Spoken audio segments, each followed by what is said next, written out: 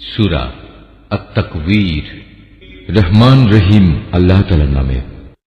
যখন সূর্যকে গুটিয়ে ফেলা হবে, যখন তারাগুলো খসে পড়বে, যখন পর্বতমালাকে আপন স্থান থেকে সরিয়ে দেয়া হবে, যখন 10 মাসের গর্ভবতী উটনীকে নিজের অবস্থার উপর ছেড়ে দেয়া হবে, যখন হিংস্র জন্তুগুলোকে এক জায়গায় জড়ো করা হবে, যখন সাগর সমূহে আগুন প্রজ্বলিত করা হবে, যখন কবর থেকে উত্থিত প্রাণসমূহ তাদের নিজ নিজ দেহের সাথে জুড়ে দেয়া হবে, যখন নির্মমভাবে গেড়ে ফেলা সদ্য প্রসূত মেয়েটি জিজ্ঞাসিত হবে কোন অপরাধে তাকে হত্যা করা হয়েছিল, যখন আমলের নথিপত্র খোলা হবে, যখন আসমান খুলে দেয়া হবে, যখন জাহান্নাম প্রজ্বলিত করা হবে, যখন জান্নাতকে মানুষের কাছে নিয়ে আসা হবে, প্রত্যেক ব্যক্তি তখন জানতে পারবে সে কি নিয়ে হাজির হয়েছে।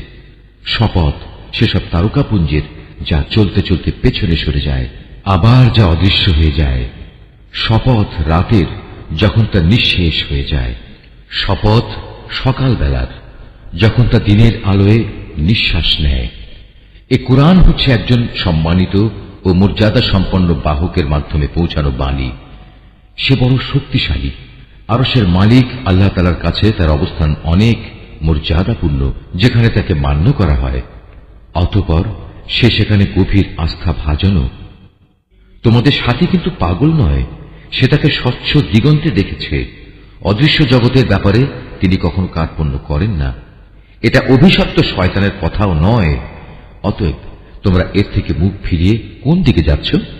এটা সৃষ্টিকুলের জন্য এক উপদেশ বই, কিছুই নয়। যারা সঠিক পথ ধরে চলতে চায় এটি শুধু তাদের জন্য উপদেশ। আসলে তোমরা তো কিছুই চাইতে পারো না। হ্যাঁ, চাইতে পারেন একমাত্র আল্লাহ তাআলা, যিনি সৃষ্টিকুলের মালিক।